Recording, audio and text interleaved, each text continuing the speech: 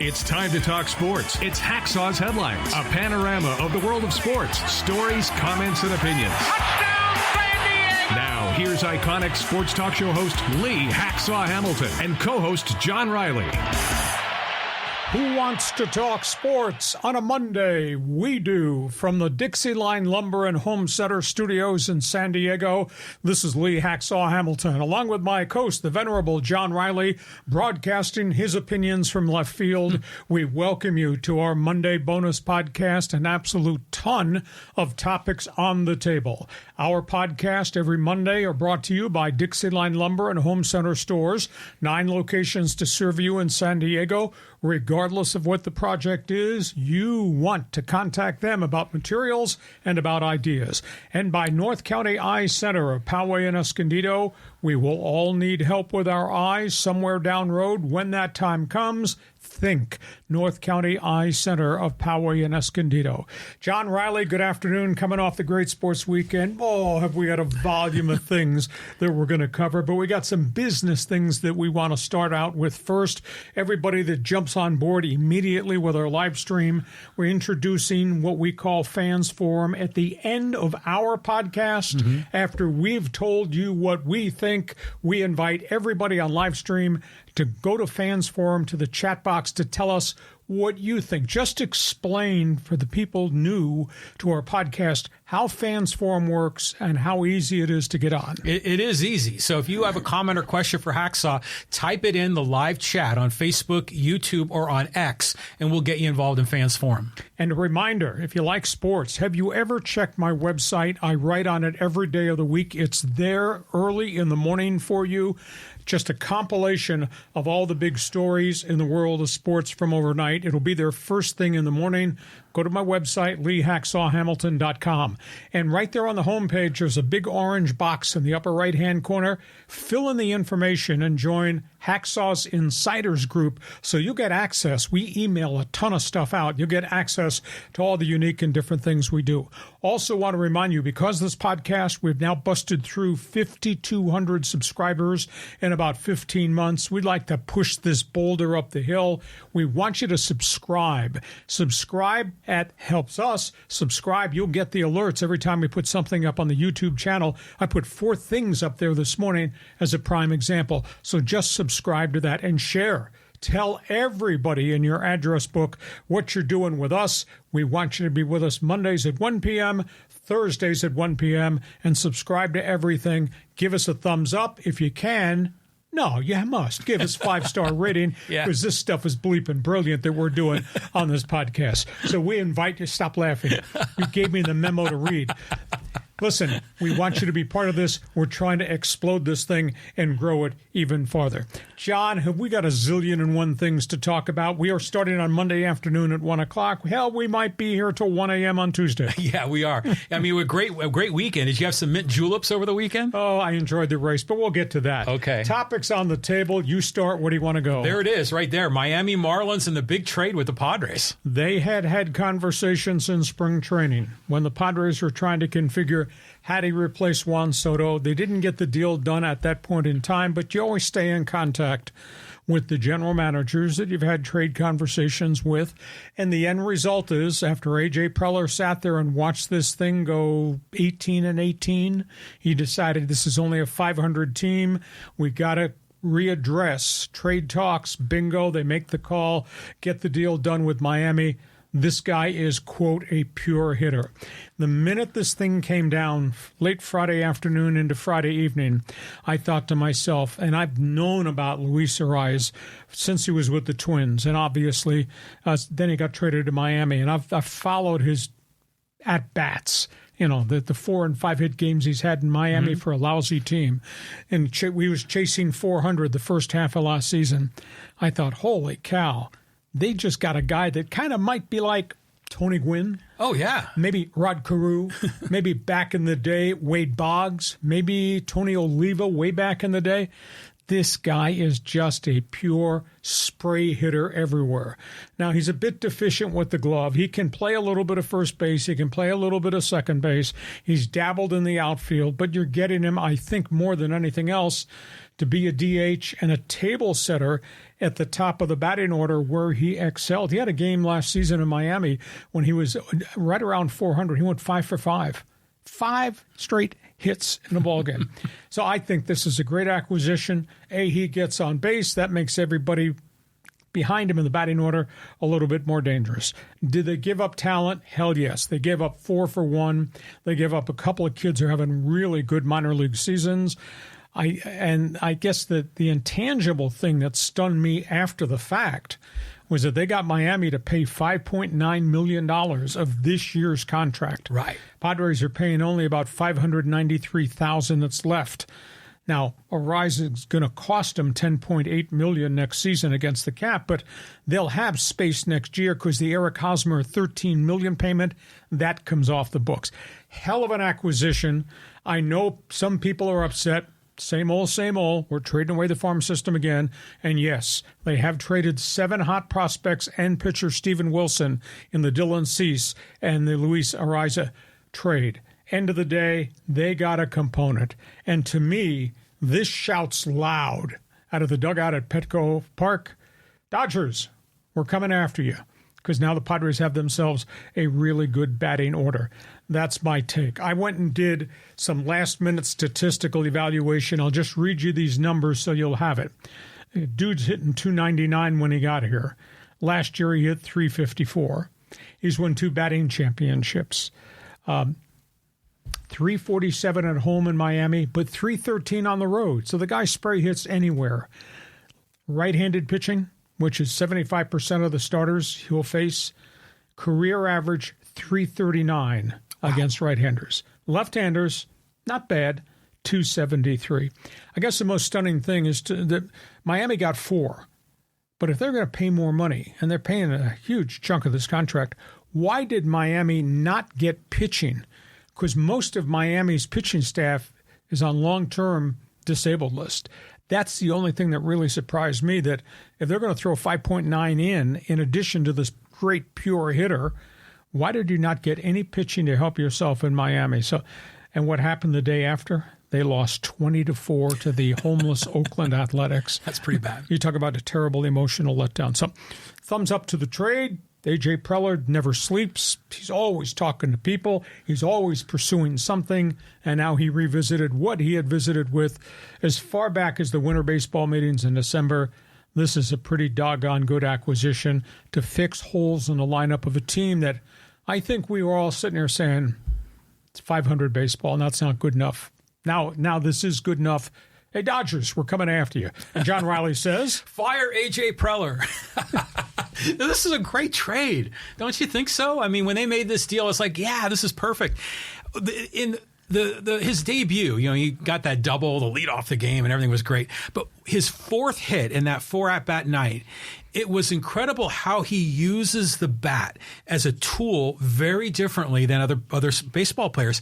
Sometimes it's not like a legit swing. Sometimes it's like a Swiss Army knife, and he just kind of sticks that bat out to flare the ball to left field, just like number 19 did back in the day. So this is freaking awesome, having this guy here, a table setter, a guy that can drive in runs. I saw there was some deficiencies when he played second base on Sunday, which we saw a few balls go left and right that the other guys would have gotten. Xander. Designated hitter. Yeah. As long as he stays in that DH hole, good for you, A.J. Preller. This changes a lot of things in the positive direction for San Diego. And the intangible, they don't go over the luxury tax this year.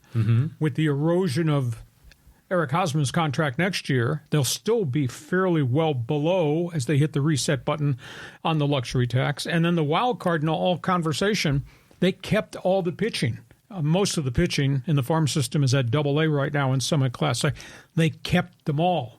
I mean, and Miami fan, all 11 of them that are left, have to be furious that they didn't get any pitching. Well, they got Woo-Suk Go. Yeah, but that's a AA pitcher who right. We don't know if he's going to be a major leaguer. Thumbs up. Good trade. Okay, next topic on the table. We're going to move quickly because we got a lot of territory to cover. Yeah, let's go here to the MLB notebook. We got notes on the Angels, Dodgers, and Marlins. Okay, let's talk for a second about the Angels situation. Mike Trout, meniscus surgery, minimum 3 months. At this point, they've not detailed whether it could be much longer.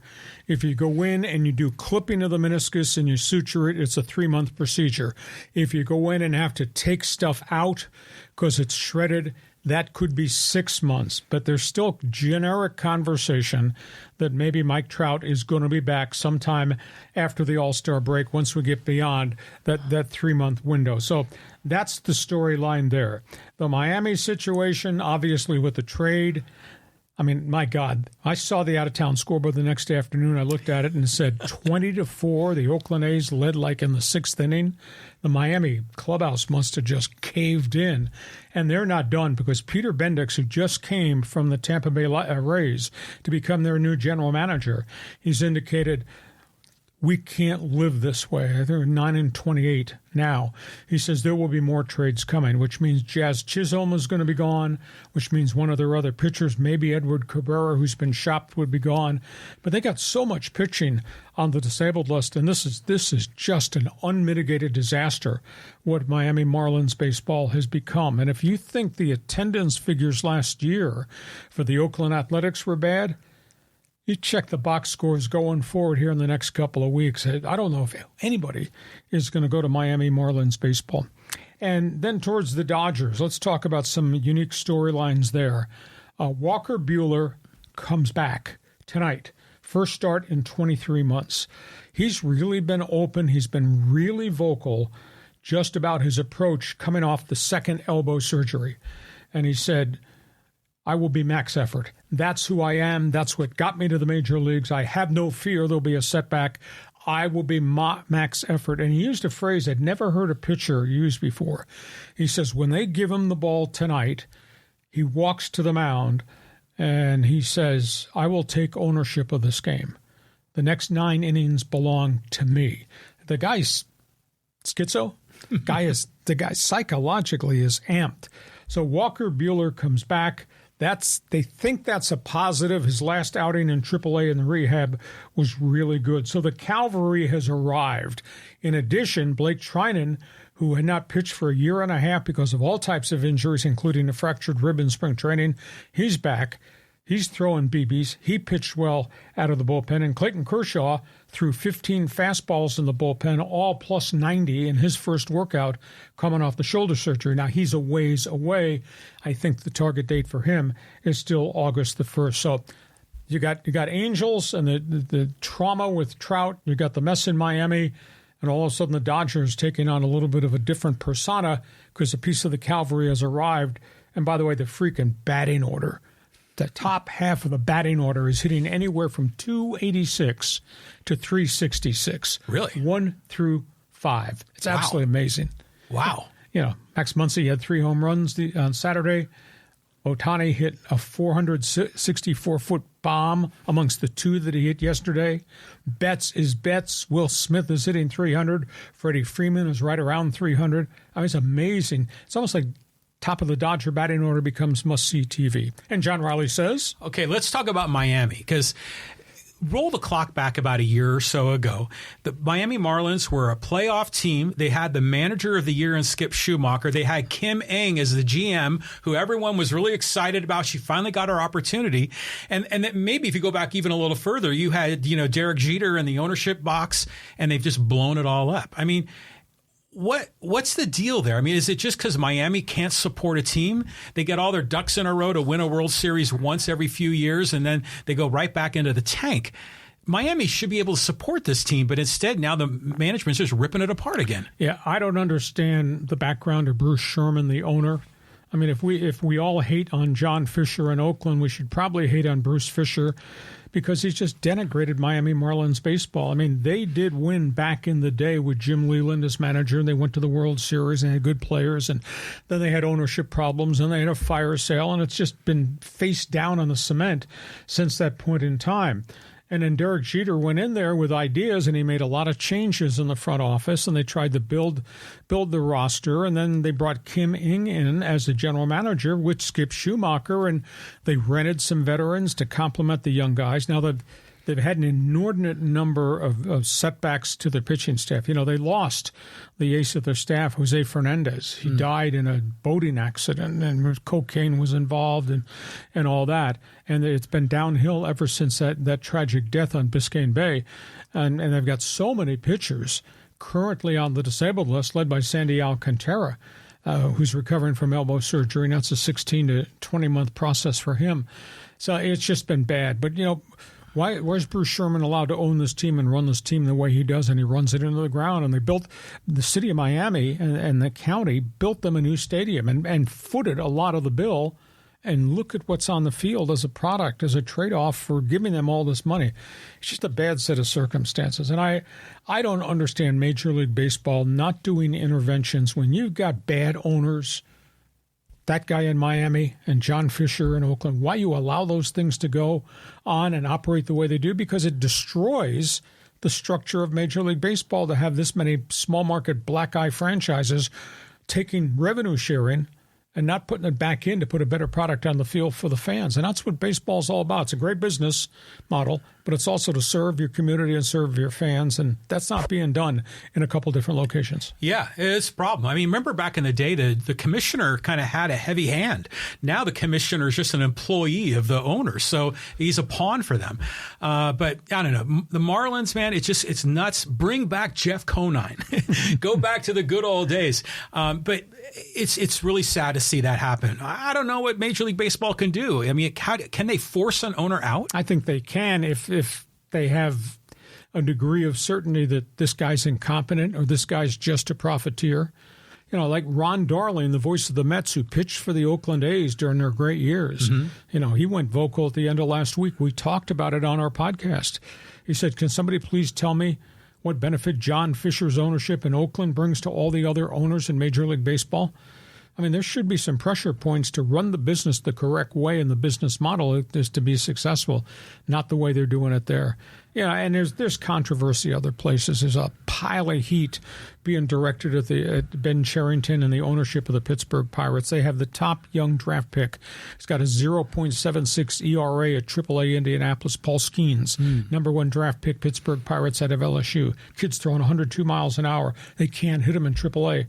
He's still in AAA. Why is he not at PNC Park in Pittsburgh at the front end of the rotation where they're trying to build this thing and make some progress? They just don't have enough players. They've got some good young guys in place, the O'Neill Cruzes of the world, but why is Skeen still down there? And I don't give a crap, and the fans don't give a crap about, well, we don't want to open up his first contract year because that'll impact our arbitration years. Screw that. I agree. You're charging Pirate fan full ticket to walk across the bridge into that stadium, full ticket price, put the best product on the field. You should have your number one draft pick out there, even if you start his free agent clock a half year early. Screw that idea. Yeah, screw it. That's like Steven Strasburg went through that. Yeah. Yeah, that's stupid. Okay, so we go from that baseball topic. Next topic on the table under Monday bonus podcast. Hoops, Lakers, Clippers, man. What's the future for these guys? Question. Lakers, mediocre basketball? Clippers, playoff window closed. That's the storyline right there. Lakers fired Darvin Ham, then fired all of his assistants the day after. Why they have not fired the general manager, Rob Pelinka, is a stunning story to me. And I've never seen the type of adversity that LeBron James is now dealing with from the paying public. You should see the polls that the LA Times are running. You should see the letters to the editors. The fans want LeBron off the team. They're tired of the act. Now, there's no doubt LeBron at age 39 in his 21st season is driven. But there's also concern he has way too much influence with his agents on Rob Pelinka. And if you look at Pelinka, because I posed this question, why has he still got a job? All of a sudden, the Lakers are building a roster so they can be a play-in team? We are fairly consistent with that critique, are we not? 2 years. Yeah, 2 years in a row. Yes, they did win a championship in the COVID season, but before that they had not. And Pelinka, I went back and did a revisit to a column I wrote on my website. Pelinka's brought in 33 veteran players in 4 years. And that includes Carmelo Anthony, the importation of Russell Westbrook, and every other guy to try to put in the support cast for AD and King James. Really hasn't worked out. Pelinka's traded 4 first-round draft picks. Now they have no leverage. He's traded 6 second-round draft picks, so there's no insurance policies that you can throw in. They're kind of capped out unless LeBron exits. And now the fans come into play, and the fans are of the opinion, go. We don't want to hear about Bronny James. Go. You haven't gotten to the championship round in recent years. Go. We're tired of your philosophy. Go. So that's where we are. I mean, the atmosphere around Laker basketball is pretty poor right now. And once we get done addressing Darvin Ham's shortcomings, we need to address Rob Pelinka's shortcomings. And this will be terrible to say. I don't know that Jerry Buss's daughter has any idea what the hell she's doing. And she's the leader of the organization. So that has to be weighed into the whole equation. Hey, Laker fans, you need to jump on the Laker line, get in the chat box, join us on Fans Forum with an opinion. Is it on Darvin Ham? Is it on Rob Pelinka? Is it on LeBron James? Or in the bigger picture, Jeannie Buss? Okay, from that corner of Crypto.com arena, over here we go to the Clippers. Steve Ballmer met with his players within 3 minutes at the end of the season after they got run out of the playoffs. Steve Ballmer told him he was proud of them, that this team had stuck together. They went through an enormous amount of adversity. The Clippers owner says he wants this coach, Tyronn Lue, back. Lue's got a year to go on his extension. He says, we have already offered Paul George a 3-year contract, but at this point talks have stalled. George wants 4 years guaranteed. Clippers have not made that commitment. George could opt out. That's an issue. I don't think they want James Harden back. I think they've seen this act. Houston's seen this act. Oklahoma City's seen this act. When it comes to crunch time, Harden doesn't historically do real well. So there are probably going to be some changes. And then, of course, you're dealing with career-threatening issues that take down Kawhi Leonard at the end of every season. Regardless of how dedicated he is, he's got 200,000 miles on those wheels. And again, now he's got more problems with the knee that's had the multiple surgeries. So they're at a crossroads as to decisions that they're going to have to make. If there's an NBA fan that's with us in Southern California on the live stream, jump on board. Get in now to the Fans Forum chat box. Give us a comment on the Clippers.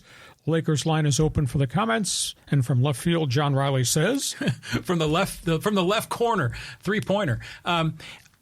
Yes, was it yesterday or the day before yesterday when the Minnesota Timberwolves were getting ready to start their game, and Stephen A. and Mike Wilbon are out there on their desk, and Wilbon made a comment about Anthony Edwards and how he has that same attitude as Jordan and as Kobe, that they will the team to win.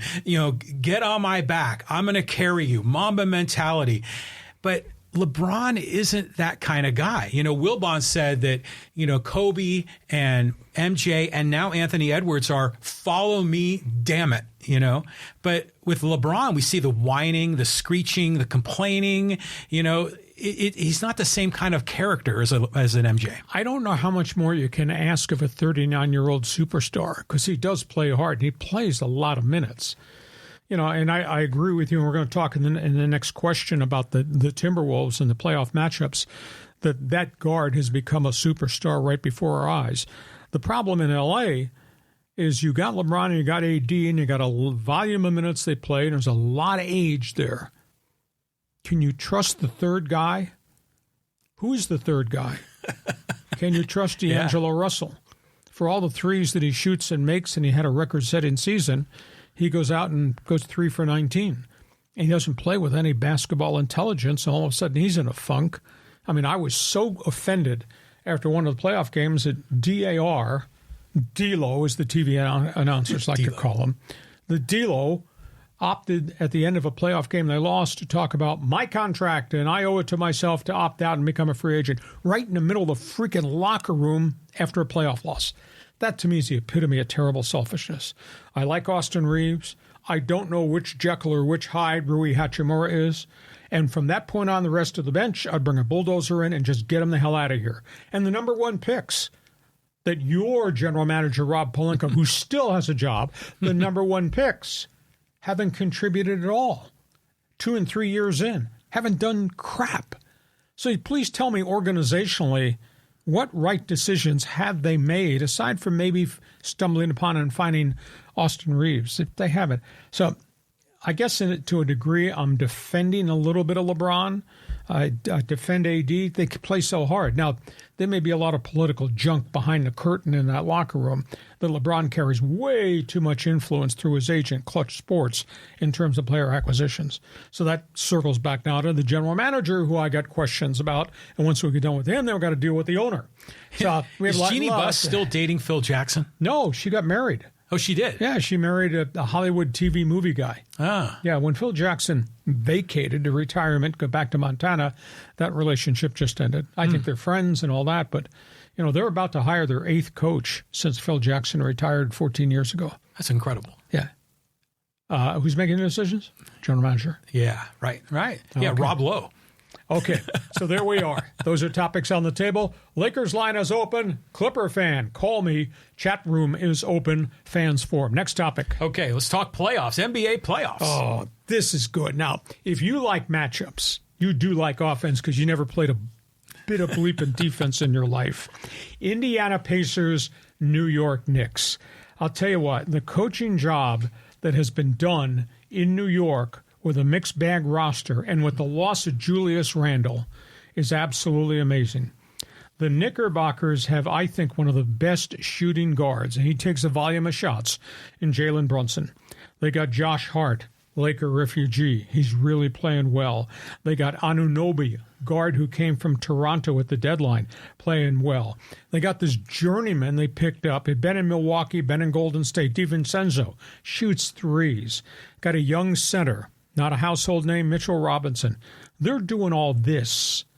They've combined and made this thing good, and they play with great grit because that's what Tom Thibodeau teaches. They're doing this without Julius Randle. I mean, that's amazing. So you got the Knickerbockers, and across the hallway, you got Indiana. Now, you always try to make a trade at the deadline if you think you can get a difference maker. Pascal Siakam came from Toronto. He's averaging 32 a game since the trade. Mm-hmm. That's a big-time gun. They got a big center that nobody knows about. All he does is grab rebounds, play defense, can score points. Miles Turner. You add into that Tyrese Halliburton, who's kind of evolved as a point guard who does a lot of things statistically.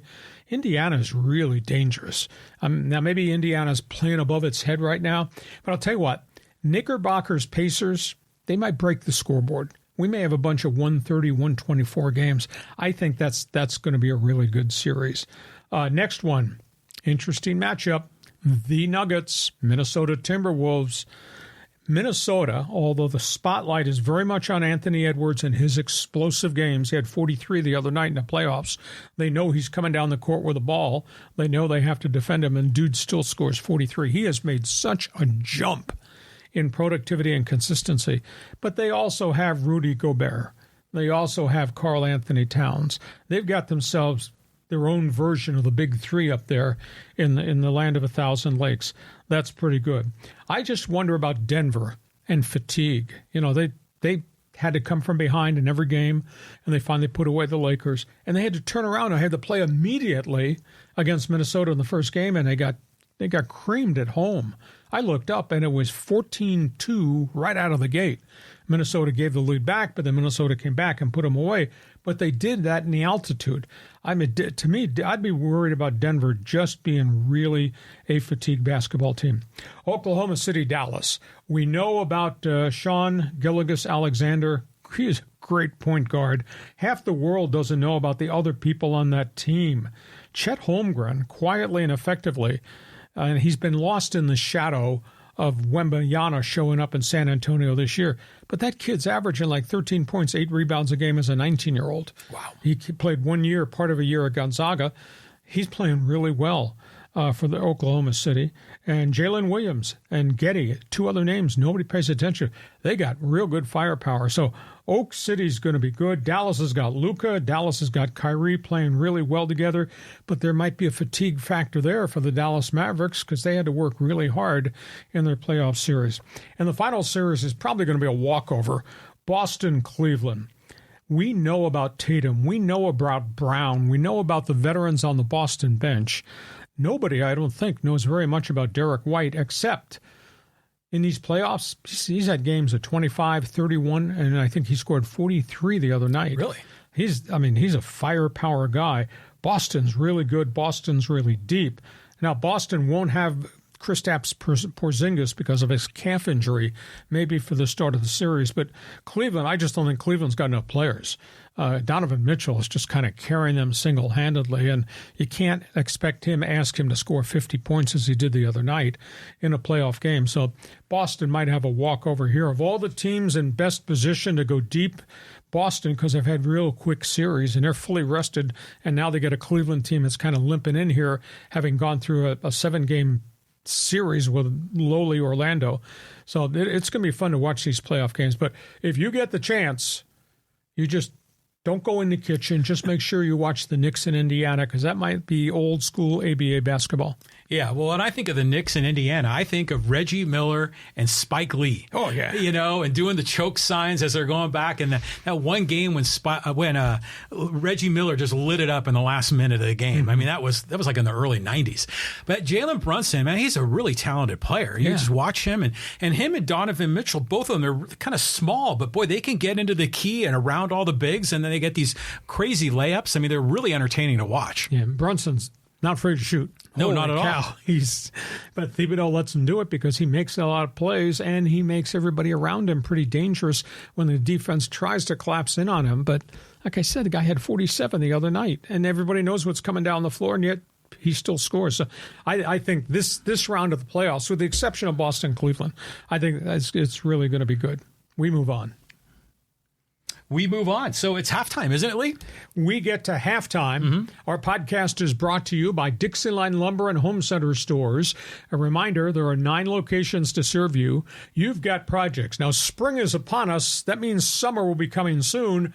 You got a swimming pool? You want to put new decking around that swimming pool? Think DIXIELINE Lumber. You got patios. You want to string up new lights, other things for your patio? Think DIXIELINE Lumber. Or just the humdrum of owning a home and making repairs and doing junk like I did, windows and doors, doing what he does, kitchen, bathroom, etc.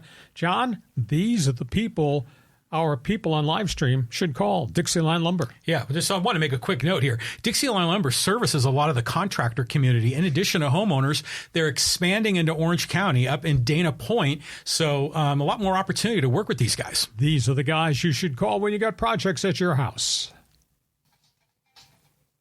And our podcast is brought to you by North County Eye Center of Poway and Escondido. From vision tests to new glasses to contact lenses to sunglasses.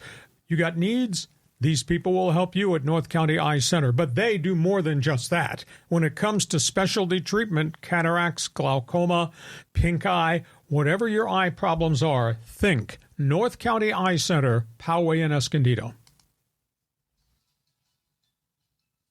As we go to the second half of our Monday Bonus podcast, just a reminder, when we're done, we're going to allow you to be part of it. I don't know anybody else on any other podcast that allows the citizenry to come be part of it. It's called Fans Forum.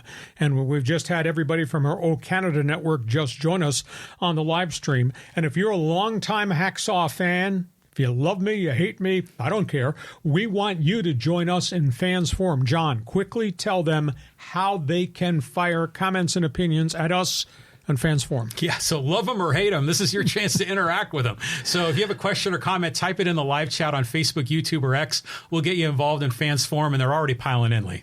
Like I said, first-time caller, long-time listener, love me, dislike me, Does not matter. Get on board, Fans Forum. Also, please check my website. Every morning, I write on it. Subscribe so you'll get the alerts every time we put something up on our YouTube channel. And also, fill in the orange box on my homepage on my website.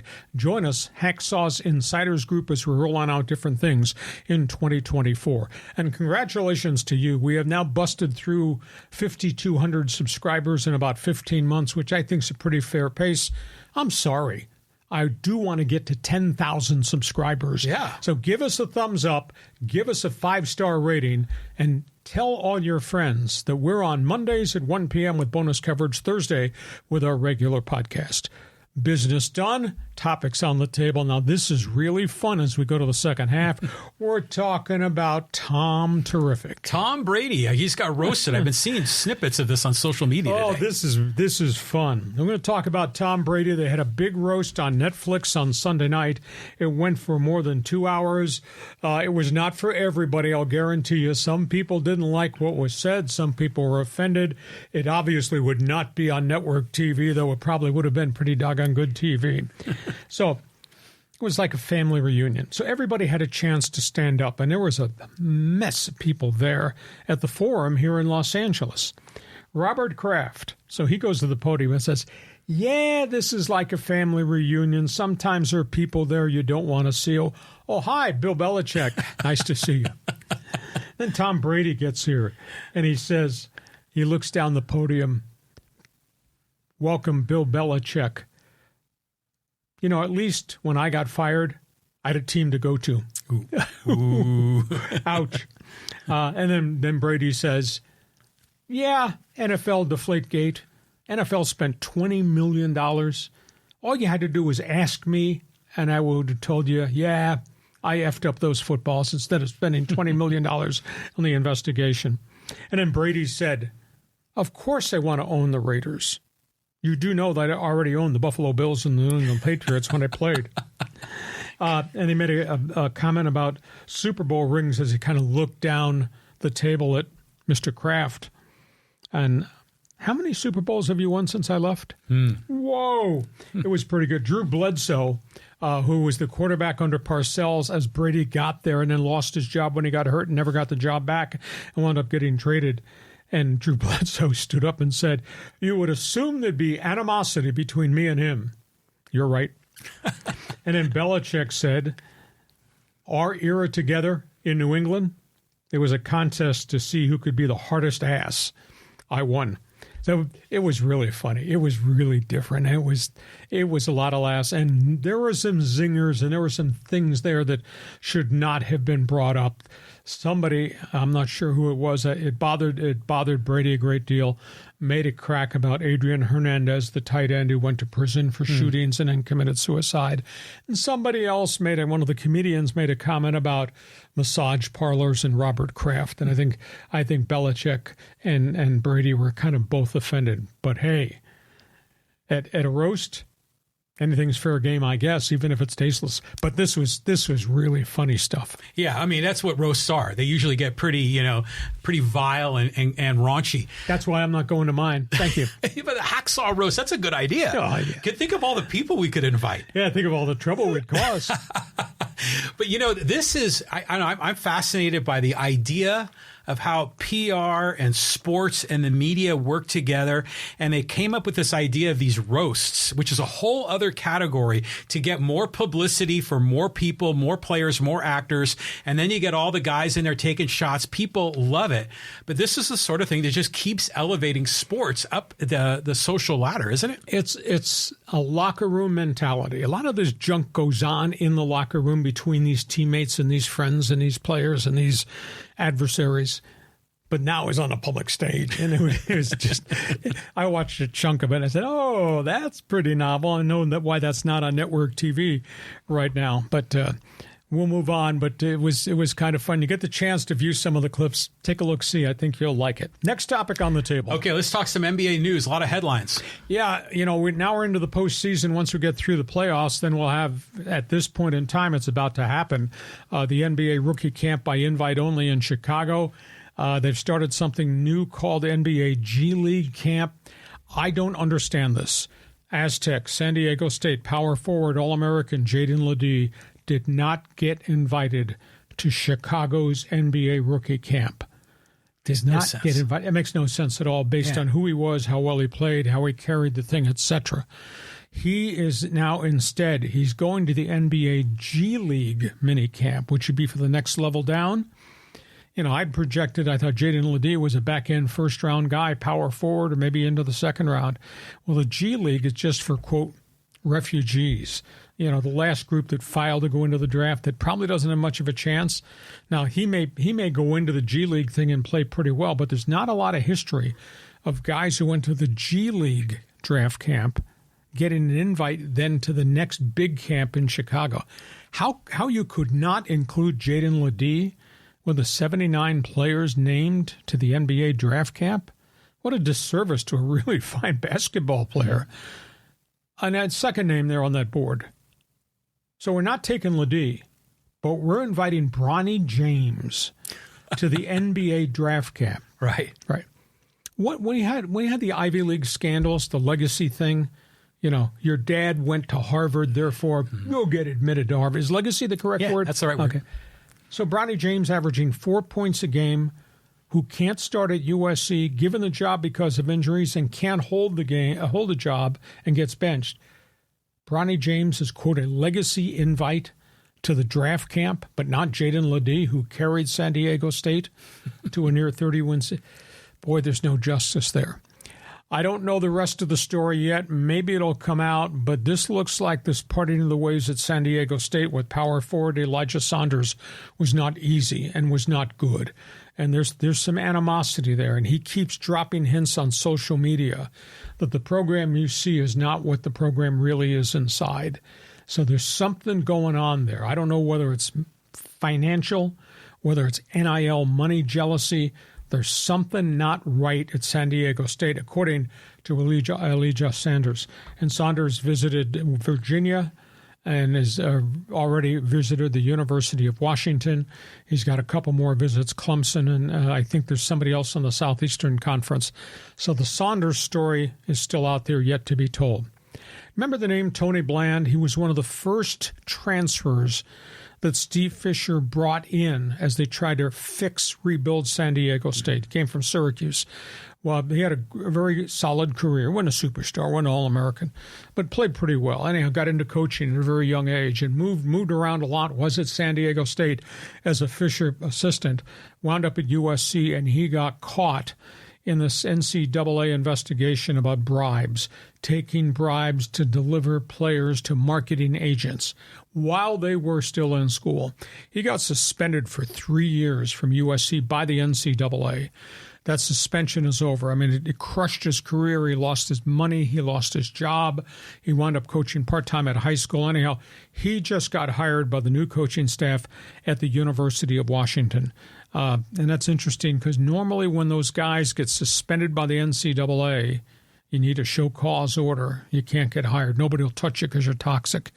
These guys normally don't resurface, but Tony Bland has resurfaced. And I'll tell you what, I'm waiting for the NBA to drop the hammer on this guy. And I like Patrick Beverley, and I like his attitude and how to play defense, and he just walks around throwing gasoline on fires. But what he did at the end of the Milwaukee Bucks-Indiana series is deplorable. At the end, and there's no doubt that Pacer fans are all over him because he's an agitator. And he said, I responded because they were cursing us out the whole game, blah, blah, blah, blah. Anyhow, he took a basketball and he threw it into the stands at a heckler and hit a woman. Somebody picked the ball up, threw it back to the bench. He picked it up and fired it back into the stands and hit the guy a second time. Then, post-game scrum press conference in the locker room.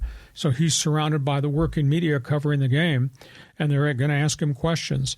And he's got a podcast that he does, kind of a loudmouth podcast. So some woman, reporter from ESPN, is standing right there with a mic. She has every right to be in that locker room. She's accredited, as is everybody else. And she asks a question. He looks at her and says, I'm not answering your questions. Do you subscribe to my podcast? Or you don't subscribe to my podcast? I'm not answering your question. So he looks over to a beat writer who obviously subscribes, and the guy starts to ask him the same question. She starts to answer it. She sticks his mic in, and he says, take that mic out. you can leave. You're not going to be part of this press conference. I mean, he bullied her. It was really crappy. And I'm kind of disappointed at the guys that were there in that circle. Somebody should have stood up and looked Patrick Beverley in the face and said, we're here doing our job. I'm credentialed. She's credentialed. You talk to all of us. You know, how dare you do that to the media? He's going to get hammered by the NBA. And I'll tell you, social media has just lit a fire around him, including a lot of marquee name guys on social media that he deals with. So a lot of junk off the floor. So Ledee, Bronny, the real story with Saunders, Tony Bland, and what Patrick Beverley just did, setting himself on fire. Well, just quick hits here. I think Ledee is part of the problem with him is he's 24. He's older, and I'm wondering if NBA scouts are thinking that he's kind of at the peak. He's not going to continue to grow and build. That's my hunch. And then just to go quickly down the list, Bronny, it's like you always say, nepotism is great. If you're on the receiving end. Exactly. I'm sorry. Legacy things don't fly with me. I'm sorry. Next, go ahead, John. Okay. Elijah, my hunch is that with the new transfers coming in, that kid from Middle Tennessee State, maybe they were saying, you know, your time is going to be, your playing minutes might be limited or capped. That's my hunch of what's going on. They went out and got Jones, the 6'10 transfer center, Middle Tennessee. He's in the paint guy. Okay, he's a 5. Yeah, but they got him after Elijah announced he was exiting. Ah, okay. So yeah, there's I think this has got something to do with NIL money. Tony Bland? Tony Bland, I remember when Aztecs got him, we were like, oh, we got a Power 5 guy here playing at San Diego State. I'm shocked that he was hired again. I mean, he was so disgraced at USC. And then, you know, the last name on the list, Patrick Beverley, such a pest, you know. But the funny part of it is when you said, oh, yeah, he's got a podcast, a loudmouth podcast. And I'm sitting here thinking, who do I know that has a loudmouth podcast? You ever see anybody set yourself on fire like that? Yeah. He's in trouble. He's in big trouble with the league office. Yeah, I mean, he's played for the Clippers. He's played everywhere. Does he play for the Lakers too? Yes, he's been around, and maybe it's a short-term rental because you only tolerate so much of him. But as a role player, I just think he's feisty. I think he's a hell of a catalyst, and you know, you're glad you're on his team because if he was on the other team, he'd be pissing you off. But for him to do this with the fans, you just don't do that kind of stuff. I mean, did nobody learn anything from the Malice in the Palace with the Detroit Bad Boys? Yeah. I mean, and, you know, the media, shame on the guys in that media scrum that did not step up on behalf of that woman. She got every right to be there. And I've done that with a couple of females reporters that I thought were kind of being treated shabbily in the Padre clubhouse. And I interceded and said, she has a right to be here. We're doing our job. So shame nobody stepped up on behalf of her. Now, he has since apologized, but I'm sorry, you set yourself on fire. Well, there we go. Okay, let's keep moving. Okay, what's next on our list, Lee? We're going to the other playoffs, right? The NHL playoffs. Look at this. Must-see TV. Damn, these playoffs have been good. And if you think the first round was good, what do you see the second round? Edmonton, Vancouver. Wow. There will be no survivors in this. They both got firepower. The Oilers are loaded.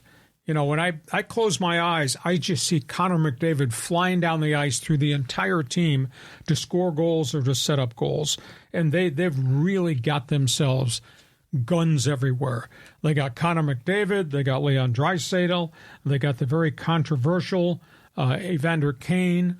They've got Zach Hyman, who scored 54 goals after the Maple Leafs didn't want to keep him or pay him. They got Ryan Nugent-Hopkins. They've got themselves Adam Henrique, who came from the Anaheim Ducks. They got goaltending. There's no doubt that this goaltender this year, Stuart Skinner, is different than the kid that was kind of freaked out last year in the playoffs. Edmonton is loaded. Now, Vancouver's different. They do have Brock Besser, who scored 40 goals this season. They got the Euro, Elias Pettersson, but he's more a figure skater. He's not a guy that wants to bang. They traded for Calgary's goal scorer. I think has been a big disappointment, Elias Lindholm. Vancouver may have to go with their third-string goaltender because there is no Thatcher Demko with the torn ACL. The backup goaltender, Casey DeSmith, has got some health issues still. That's going to be tough to have to play your third goaltender against all the firepower that Edmonton has. Next series, Colorado, Dallas. And, the Avalanche, it's just not Nathan MacKinnon's team. They are loaded. But you know what? When you come through a grind of a 6 or 7 game series and you have to turn around and play immediately and go on the road, that's really hard. But Colorado's got goaltending. Colorado's got body bangers. They got Lettinen. They got Nish Hushkin, who's had a phenomenal, I think he scored 7 playoff goals so far. So it's not just Nathan MacKinnon in Colorado. And in Dallas, the joke is we have a goal scorer who can't even drink beer in the U.S. because he's not 21. His name's Wyatt Johnson. He leads them in scoring in the postseason for the Dallas Stars. And they got Sagan, they got Jason Robertson, they got Duchesne. This is going to be a really good series. The marquee name is Nathan MacKinnon. Would he have 140-plus points this season? But this is going to be a good series. Rangers, Carolina, that series is already underway. I'll tell you what, nobody pays any attention to the Rangers. If you just Google New York Rangers statistics and you look at all the guys that potted goals for them, what a phenomenal team. Zibanejad, Panarin, Trocheck. I mean, they've gone to Europe and they've gotten all these guys that have really panned out. And they got Igor Shesterkin, who I think has played really well in goal. Carolina doesn't have a lot of sexy names, but hell, they're still playing, and that's still pretty impressive. Only glitch, they have a journeyman veteran now, Frederick Anderson. Once upon a time was a great goaltender in Ottawa. He's fought through a lot of personal adversity and illness and his wife's cancer. He is a starting goaltender. I just don't know that he can hold up to the barrage of goal scorers that the Rangers have.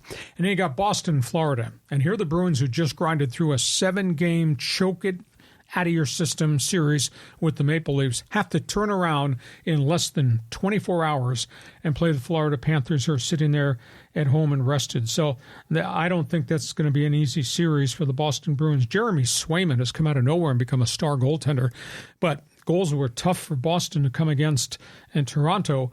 I don't know how they're going to hold up to Florida, because Florida's got some goal scorers and they got some snipers. DeBrusk, Matthew Tkachuk, Verhaeghe, Barkov.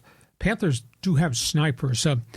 Coming off a long series, turning around, having to get on a plane and go play Florida, I think it's going to be really hard for the Boston Bruins. So those are the next round. I would not miss.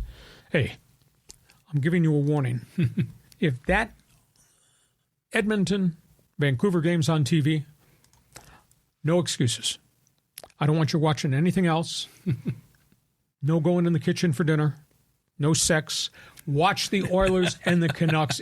I think it's going to be a hell of a series. And, of course, for the ones that don't make the playoffs, changes.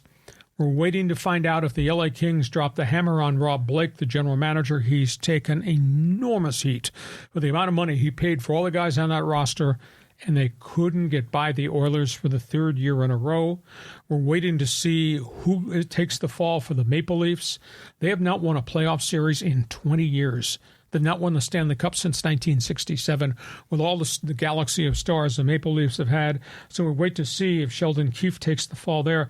And a bit of a surprise in Winnipeg, and our O Canada crew will probably want to sound off about this. Their head coach, Rick Bowness, just resigned today, and he had done a really good job. 50-win season in small market Winnipeg, and the roster they built, he's walked away from it. He's had health issues. His wife had health issues. Historically, he was a great assistant coach.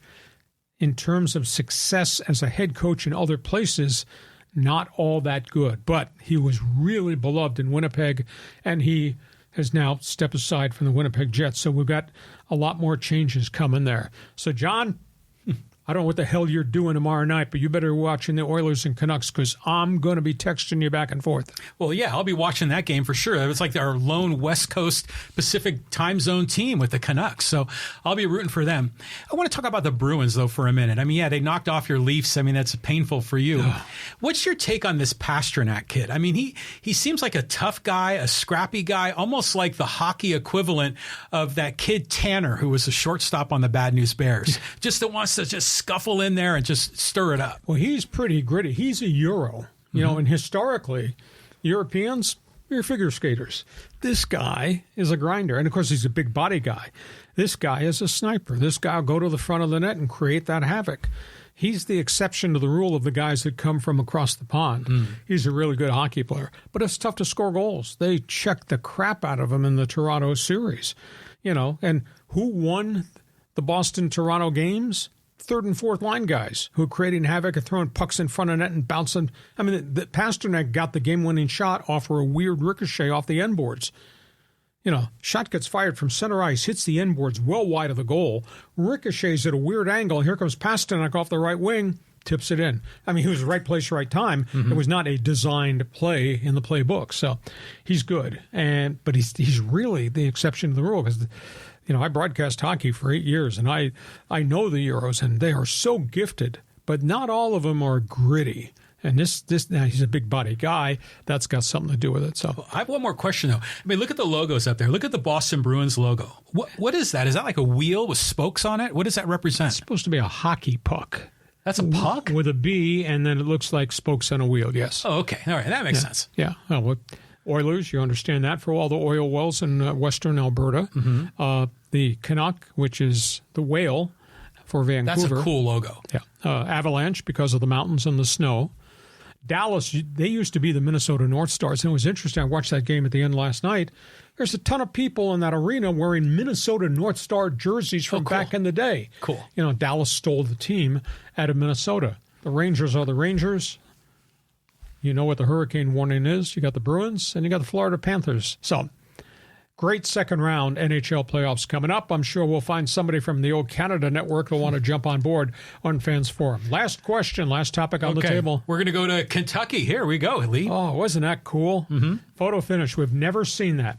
It had not happened since 1947. 3 horses, nose to nose, right at the end.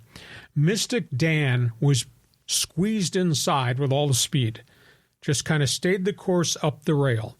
As they came out of the fourth turn, the field kind of went wide. They were running 5 wide on the final stretch, coming out of the fourth turn. And when all those horses drifted and became 5 wide out here, Mystic Dan shot up the rail, pulled away. The other horses stampeding from the outside, kind of caught up. Mystic Dan won by the shade of a nose. I've been watching. It was amazing. I've been watching the Derby a long time. I've never seen it happen that way. And Sierra Leone, who was one of the pre-race favorites, had gone all the way back to 14th place, got trapped in traffic and all that. Sierra Leone was part of that outside package of 5 abreast, finished second. And the other favorite, Fierceness, never got out of the gate. Just not stumbled, just got caught up in the gate when everybody came out and veered towards the rail, and wound up finishing 15th. Was never ever on the run. Now, sidebar story after the Derby, and this bears watching. It does not appear that Mystic Dan is going to go to Pimlico. The trainer, Wayne McKee, I believe it is, told reporters late yesterday that Mystic Dan does not look right or act right in the stall, in the stable, in the days after the races. The horse has not been eating, which means there's something not right with the horse. They're going to monitor the horse for another day or so. It appears they're going to not run Mystic Dan in the Preakness. They're going to ship instead to Saratoga in upstate New York. Why Saratoga? Well, Belmont is under renovation. The next 3 Belmont Stakes are going to be run in upstate New York at the beautiful course of Saratoga Springs. So Mystic Dan is not going to Pimlico from what I gather. And at this point, we don't know what's going on with the horse, whether there's an injury or maybe there's a cold. But when a horse stops eating, that's a sign there's something not right. So they're going to monitor Mystic Dan. But if this horse rallies back, Mystic Dan will run in the Belmont Stakes, the 3rd Jewel Triple Crown. In addition, Sierra Leone is not going to run at Pimlico, the number 2 finisher. Evidently may have gotten kicked right at the end. I mean, there was a lot of contact. When they went 5 wide, I thought somebody was going to go down. They've shipped, I think it happened today, they shipped Sierra Leone to Saratoga. So the 1 and 2 horses are not going to run. Now, what's going to happen? Guess who's going to show up? Preakness, Pimlico. Oh, Baffert. Bob Baffert. Yeah. He's bringing all 5 of his horses, including his top 3-year-old Muth, who was not allowed to run in the Derby. They're all going. They're all shipping to Pimlico. Interesting. 2 of his horses are going to run in the Pimlico Stakes, the marquee race. So Baffert and his people are going to be there. So we'll try to keep an eye on what's going on with the 1 and 2 finishers in the Kentucky Derby. It was an unbelievable race. You know, I had done the commentary here, and I did the commentary on KUSI in my big Saturday sports package, just about the cloud, the shroud of all the controversy swirling around the Derby with the court cases, the injuries, the deaths on the track, etc. And man, they came out of the chute, and that was some 20-horse sprint. What an unbelievable finish. So, John, you watched it. I heard you screaming. I'm not sure who you were rooting for, who you bet on, but give me your thoughts. Well, it was an exciting race with that 3 horses there right at the end. Wow. But you know what? I enjoyed just kind of having it on in the background while I was doing stuff around the house and working on things, because it's like everything except the race is interesting. You know, it's like the interviews with the owners, with the trainers, just seeing celebrities and all these goofy outfits. And then you see like these really rich people walking through the mud on the track when they go through that. Just a lot of just odd things that I find mildly entertaining. Oh, you love opening day at Del Mar. Oh, yeah. You wouldn't pay attention to the racers, pay attention. You'd be people watching. Exactly. That's the thing. But that was a fast 2 minutes. That was an unbelievable 2 minutes. What a finish. Oh, yeah. It was unbelievable. And to see the history of these jockeys, and that one jockey that was on Fierceness. He had his family there, and he had a great history. Just so learning about the players and their backgrounds, I think is really a great part of the sport. I wish we'd see that more in a lot of the other races. Triple Crown's pretty cool for all the things it brings. Real slice of Americana. Okay, we're getting ready for Fans Forum. Feel free. You got a question, jump in. Just make it clear, concise, right to the point. Cut through all the crap. Just tell us what you think so we can respond. A reminder, this Monday bonus podcast is brought to you by DIXIELINE Lumber and Home Centers, 9 stores in San Diego to serve you, and by North County Eye Center, Poway and Escondido. We all need help with our eyes when the time comes. Think about those people, North County Eye Center. John, this is your segment. I don't know where these people are standing out there in left field with you, but go ahead. Let's start Fans Forum. All right, here, let's go to Hobby, and he says, Ohtani, future 3-time MVP? Big-time player, and he's just hitting home runs. And every one in the Dodger batting order, at least 1 through 5, are having phenomenal seasons. And now the cavalry has come. Here comes Walker Buehler, and I hope it works out for him because he is such a fierce competitor. But Dodgers have just an unbelievable lineup. Now, the back end of the lineup from Gavin Lux to Chris Taylor, there's a whole bunch of guys at the bottom are not hitting, and something's going to have to change down there. But, boy, the Dodgers, top of that batting order, phenomenal. The Padres are going to see the Dodgers pretty quickly after the series at Wrigley Field is over. Well, talking about Ohtani, do you think this whole gambling controversy has now been swept under the rug and it's now in our rearview mirror, or is this going to become an issue in the near future? I don't think it's an issue for him. It's obviously an issue for his interpreter, his personal aide, and that end of the story, has not been finalized. We keep gathering more information that this money was funneled through Pechanga Casino and Resorts World in Las Vegas, and that's how the money was delivered by his personal aide. But that court case will be separated from baseball. I think he's clear and free, except you didn't pay attention to your own personal finances. And then, by the way, did you notice that Jurickson Profar is still hitting better than Will Smith, who Will Smith called Profar irrelevant? Yeah, Will Smith, though, is hitting 300. Yeah, he is. He's a good player. Yeah. Sidebar note, I don't know if I mentioned this at the top. The Padres put in Joe Musgrove back on the disabled list. Oh, yeah. That's a big issue. And for the first time, I've never heard this before, this came from Musgrove. He used the word bone spur. Now, they're saying tricep tendonitis, top of the elbow. But in the course of the conversation, Joe says, it's bothered me between starts, and somehow the word bone spur got involved in this conversation. If he's got anything resembling a bone spur here, that's not going to be solved in 15 days on the DL. So we'll have to watch this late developing story for Joe Musgrove. Next question. Well, let's just say this. It would be a good excuse if he ever got called in the military draft. Oh, okay. We know someone else who's done that. Okay, let's go to Gary. He says the Padres lineup is good, but they don't have enough starting pitching to compete with the Dodgers. Well, if they don't have Yu Darvish, Joe Musgrove, vintage Yu Darvish, Joe Musgrove, then the Padres have got a real problem. But Darvish has come back, has had back-to-back really strong outings after the minor neck issue. And we'll see. Musgrove is going to spend all 15 days on the DL. Maybe that will calm this whole thing down. Joe's ERA is like 6.79. It's still really high. He's had 4 really good outings and 4 really bad outings. So, can you baby this through the rest of the season? It's like 135 more games to be played. That becomes an issue because I don't think they got any pitching at AAA and the next pitching's at AA, and Rob Snelling might be getting a phone call, but the question is he ready? The wild card might be Adrian Morejon. They've worked really hard with his mechanics, his release points, his body location. He's pitched pretty well in short-term bullpen sessions. Maybe he becomes the emergency starter if they have any more physical woes. Well, it seems like they brought up Vasquez to slot into Musgrove's spot. That did not work out well. No, it hasn't. But he has potential. You can see it. Brito has done well. Matt Waldron was awful on Sunday's game. I don't know if he sticks around as the number 5. Well, I think he has to be the number 5. That might be just an odd thing. He could not control the knuckleball yesterday in Phoenix, but prior to that, he was dancing around. His ERA was under 3 for a stretch of time. So I'm not ready to give up on Waldron because they need Waldron somehow.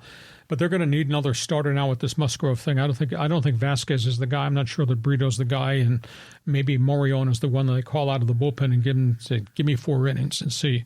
But the problem is that becomes in a bullpen day. And if you have a bullpen day in the middle of your rotation and you're playing 9 games in a row, you got a problem then. What do you do with the day after and the second day after if you burn your bullpen? So That's a big, big issue. On we go. Next question. On we go. Let's go here to Richard. He says, question, should MLB have someone natural from the commissioner's office to be in charge of the revenue sharing money to ensure it gets invested back into the club? Well, this has got to come from the union. Somehow, in, of course, a collective bargaining agreement, and this spins back to a topic John and I have discussed at great length. They don't want a salary cap. What we do need is a floor to spending. And the floor to spending for you baseball fans is that everybody takes revenue share, has to spend a minimum amount because they took revenue share. We can't have the Oakland A's putting a $43 million team on the field or Tampa Bay having a $63 million payroll or Pittsburgh a $89 million. If you're taking revenue share, you negotiate a fee, which is the bottom amount you have to spend. It might be $120 million. And everybody has to spend $120, and if the Yankees and Dodgers want to spend $290, which they are right now, that's fine. But the Florida spending makes more money available in Kansas City, Detroit, Pittsburgh, Baltimore, Oakland, Tampa. It makes more money available for veteran guys to sign free agent contracts and go there. And on a 1 or a 2-year deal, a veteran guy can help make the Oakland A's a more competitive team, or this mess in Miami, instead of having the Marlins walking around with a payroll of $59 million. But that has to come from the union through collective bargaining. Does that make sense? It does, yeah, because the MLB commissioner is not going to do this on his own. No, he can't. Well, yeah, and the owners certainly don't want it, or maybe they do. Do you think the MLB owners, do they think of John Fisher as like a parasite? Nobody says anything about John Fisher. They should. They should, yeah. Well, he's one of their guys. Maybe they're trying to protect him. But the union should, and probably will. But anything in union and collective bargaining talks is a trade-off. Okay, and if the union says we're going to accept the floor to spending, no, we're not accepting a luxury or a salary cap at the top, but maybe we'll accept your proposal for floor to spending. But what are you going to give us? You got to give me something if I'm going to give you this. Yeah. That's what the CBA is always about. The biggest brouhaha with Tony Clark and the union is the rule changes. They don't have any say in how the rules are being changed. They fought, tooth and nail, dagger and knife over the pitch clock. Well, then maybe baseball says, we'll allow you to have input and be on the committee for rule changes. Give us the floor to spending. So that's the way these things get done, but it's complex. Well, if you were king and you could make all the decisions, what are the things that you would do as commissioner of Major League Baseball? Floor to spending, item 1. Second item, go meet with the NFL and find out how they financially structure their G3 fund, which allows the league and the team owner to put money into the pot with city, county, and state money to renovate stadiums or to build stadiums. That's why the NFL has been so successful. Infrastructure, the G3 fund, that's what it's called. Baseball should be doing some of that. It would have solved the freaking mess in Oakland, this quagmire of mess in Tampa with the owner and the two cities, Tampa, St. Pete. You gotta help make the program stronger. If I were a commissioner, if I were a king, those are two things that I'd work with. Well, if they did that, I think the Expos would still be in Montreal, right? Exactly. If Quebec had the money, because, again, we're not giving you the money. We're giving you a share of the money. The owner's putting a share of the money. City, county, state, or in Montreal's case, province, you put that money into the pot. That's how you get stadiums built. That's what the NFL's done. Look at the NFL, their blueprint. I mean, it is real. It's a consortium. It's got some partnership parts to it. Next question. Okay, next question. Okay, let's go here to social media. We got a lot of good questions and comments here. Let's talk about the Kentucky Derby. This is from Ann. She says, thank you, Churchill Downs. Relieved Bob Baffert is out of the Kentucky Derby and ought to be banned for life. Horse racing will move on without him, whether or not he is contrite. Irrelevant. He drugs his horses, whether or not it's traceable the day of the race. Bottom line, he is a cheat of the worst kind. My father owned racehorses, and never, ever were horses treated the way Baffert treats his, abominably. Well, it's not just him. It has been an issue. There have been a lot of suspensions of trainers probably in the last 5 to 7 years. The fatality rate has been extreme in horse racing. You know, as witnessed by last year's Kentucky Derby week, 12 horses died on the track. We don't have a solution. I happen to think it's got to do with the layout of the track, synthetic surface versus dirt sand surface. Does it hold water, etc.? The running conditions for these horses, it's tragic. If you've ever, I was at Del Mar and I saw horses go down at Del Mar and they had to bring out the van and bring out the curtain and euthanize them right on the track. It's just, It's a horrible thing. And these are tremendous animals, and the cost to raise them and train them is phenomenal. And there's a relationship between a Baffert and the horse, and a Baffert and the owner, and a Baffert and the jockey. And when you lose one of them on the track in a race, it's a terrible, traumatic thing to just have to watch. I'm not saying that Baffert is clean. I'm not going to say that he's ever cheated the way that she's alleged he's cheated, but it's gone on a lot. To me, the health of the horse is now equally important, but they've got all these drug testing things that are in place, and they now have these observers and these statistical charts that they keep as to how the horse is trained between big races, how their physical exams and their blood work goes, because they are tested all the time. If things pop up, injuries, whatever, how they're cared for, when they're allowed back on the track. So in the last couple of years, by virtue of the trauma that we've seen everywhere, from Santa Anita to what we had a bad stretch at Del Mar, and obviously we had 12 horses die at Saratoga in the last calendar year. And Saratoga is one of the great tracks, plus what happened at Churchill Downs. So there's a lot of methodology that's now being used. Everybody's pouring resources in to try to find a way to help and keep these horses healthy.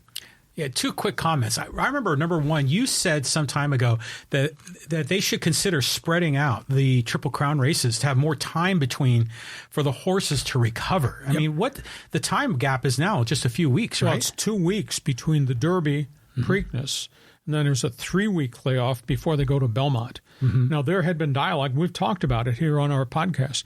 Last year, there was a lot of dialogue right in the midst of all the horse breakdowns. That let's just do it on holidays.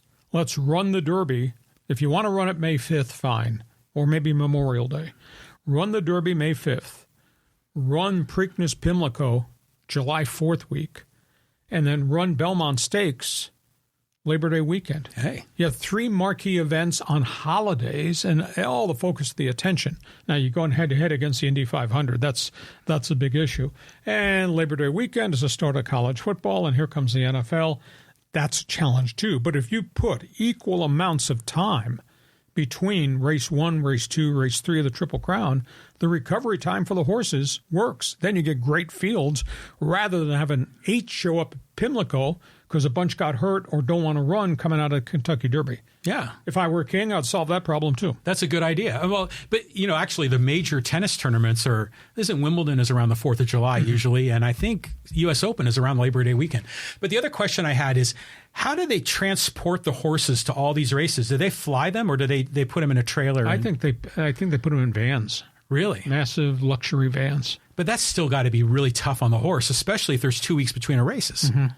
Yeah, I mean, it's fascinating what goes on there. Yep. So that's what I would do. The health of the horse, to me, is as critical as the sport itself.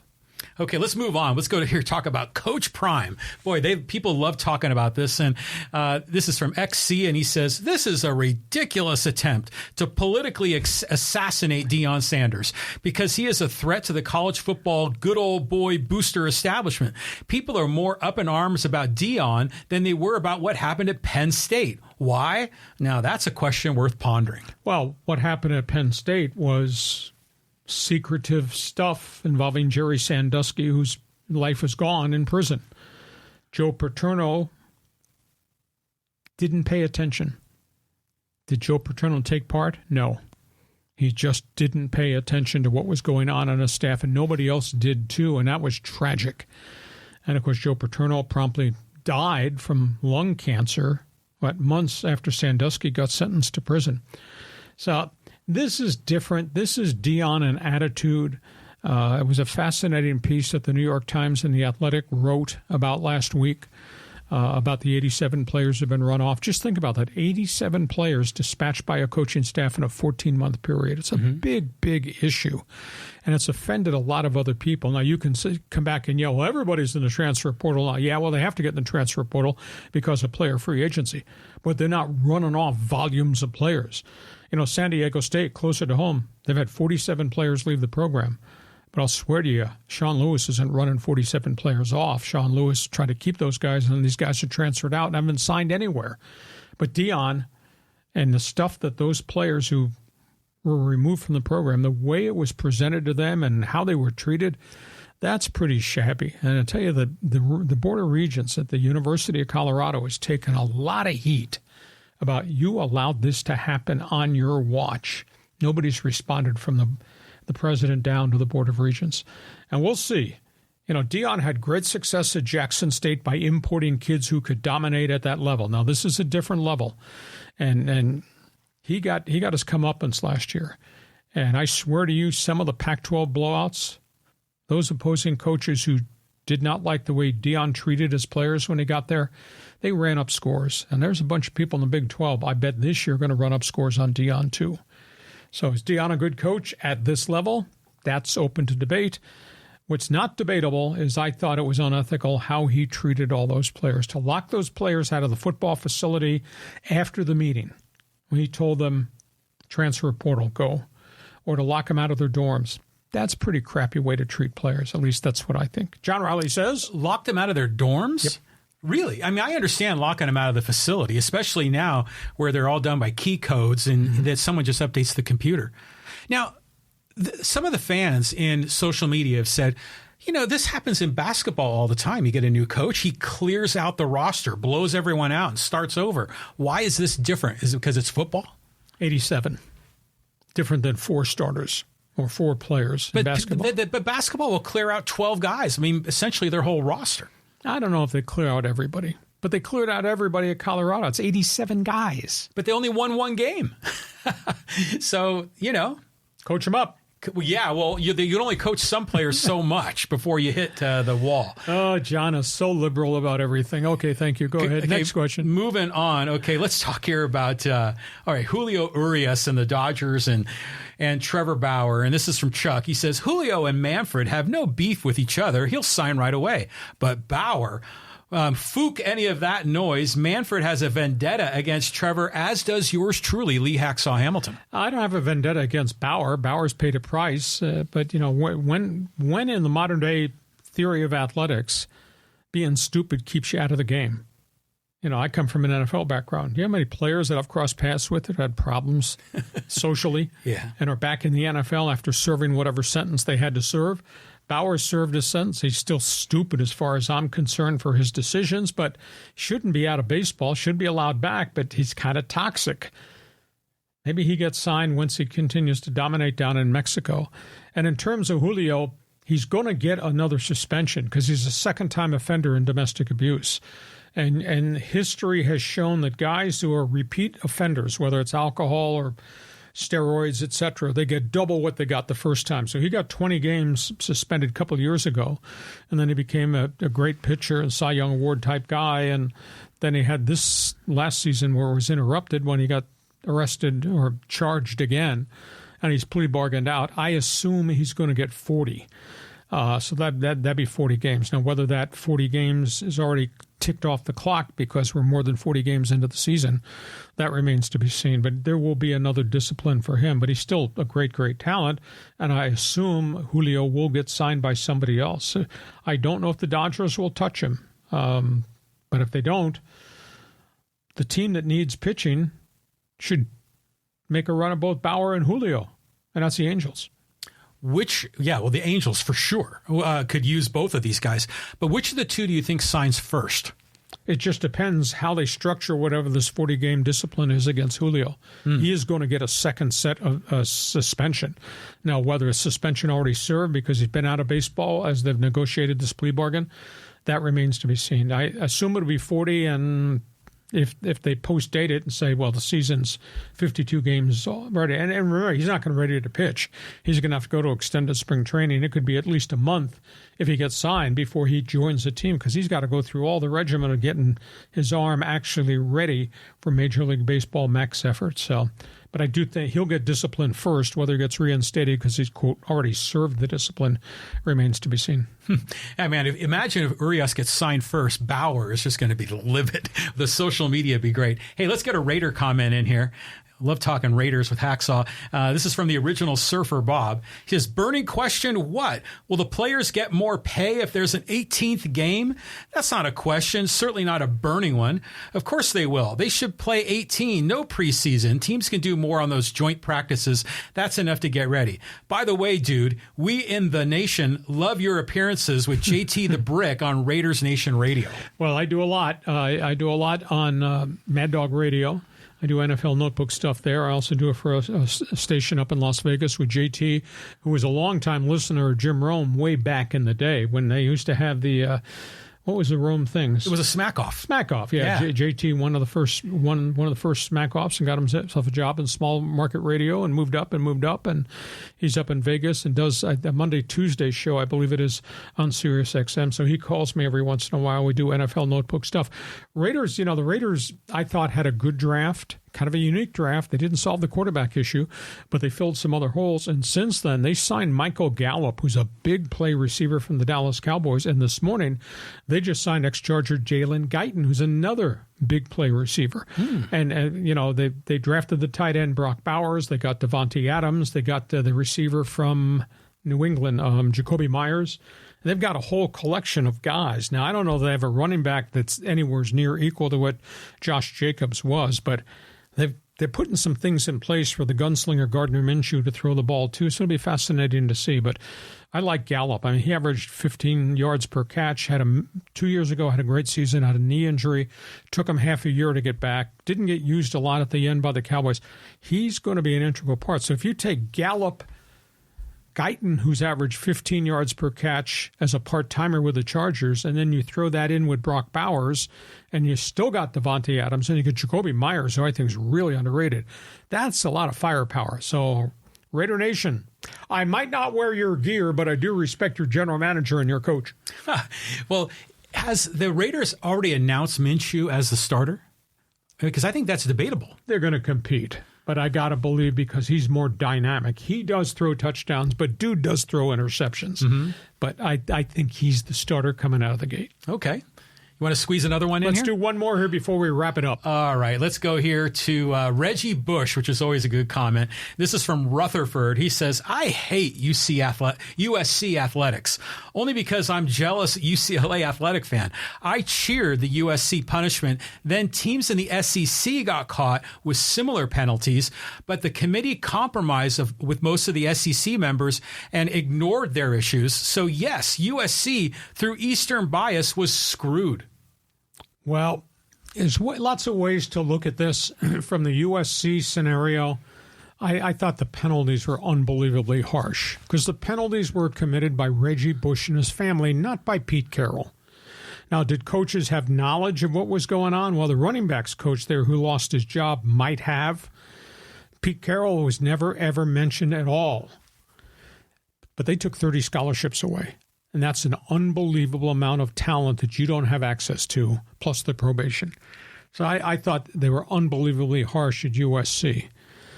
In terms of the Southeastern Conference, yeah, there's a lot of people have done a lot of things with big money there, but there have been sanctions. And, Florida was in trouble and Florida State got in trouble. And, some of the Ole Miss was in trouble. So there have been severe sanctions handed out there.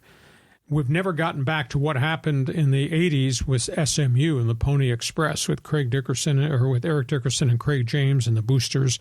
They folded that program. Nobody's ever been folded since SMU. The threat was always out there. But the fact that SMU was a multiple times offenders back in the day, that's the difference now. But now we have NIL. Now we have the transfer portal. Now it's the Wild West. Mm-hmm. That's going to change within a year from today when we're doing this podcast. I think a lot of the rules of the infrastructure of how those things work will have changed. And, of course, the common joke was SEC. You know what that stands for? Sure, everybody cheats. Well, what happened with Cam Newton? I remember he got in trouble. Autographs and money, or autographs and services, and nothing really. I don't recall that Auburn got in big heat for that, but that was kind of an isolated thing. He was selling autographs. Same thing happened at Ohio State. Jim Tressel lost his job. Mm-hmm. He's a really good coach, and he was a friend of mine. He lost his job because there were players who were doing tattoos and selling memorabilia and equipment and getting money under the table. And Ohio State got tagged. Michigan just got hit.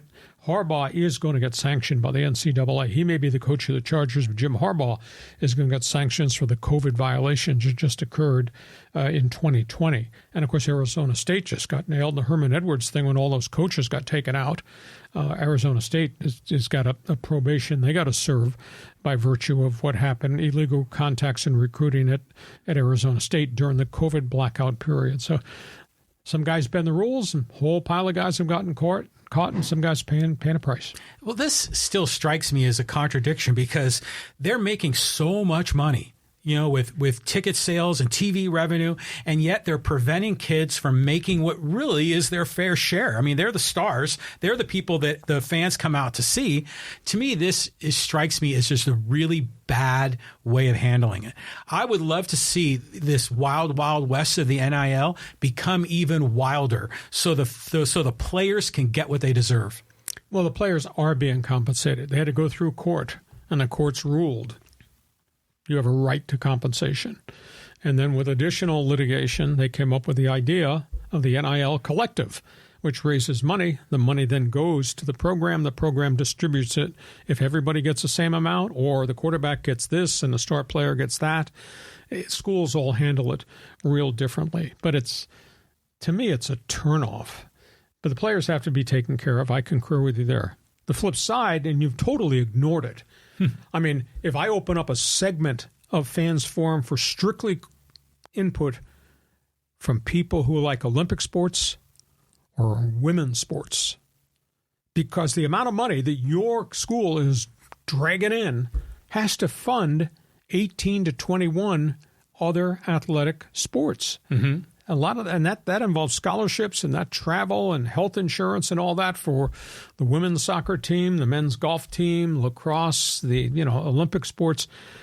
A lot of people lose sight that this is just not a football, basketball thing, but all that big money when they back that Brinks truck up and unload it. A lot of that money's got to go to support these other programs. Penn State has, I think, 21 or 24 varsity sports, and that's all for the most part fueled by Penn State Nittany Lion football. Wow. So it's just not to the football and basketball players. It's everybody. I would imagine at some universities, the football program on its own is a net loss, right? For some, because their expenses have got to be huge. Yeah.